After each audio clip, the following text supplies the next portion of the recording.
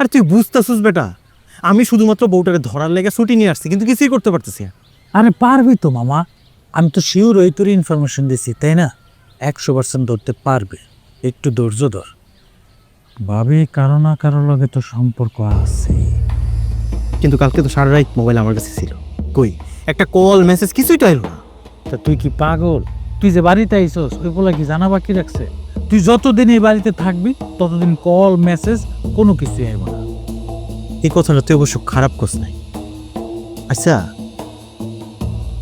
শিউলির যদি কারো লোকের সম্পর্ক থাকে তাহলে তো কথা বন্ধ করে থাকতে পারবো না।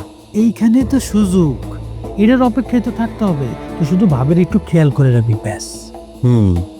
কালকে রাইতেও যখন মোবাইলে পাসওয়ার্ড দিয়ে মোবাইলটা খুলছে না, আমি পাসওয়ার্ডটা দেখে ফেলছি। দেখে ফেলছিস মানে কি? ভাবে কি তোর পাসওয়ার্ড দেন?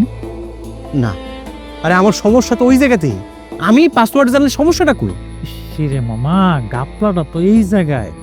তুই কি প্রমাণ চাস? তাহলে আমার কথাটা শোন। তুই মনে কর ভাবির কাছে কোন একটা আবদার করছিস, দেখবি ভাবির কাছের মুচুর শুরু হয়েছে কেমন কেমন করব।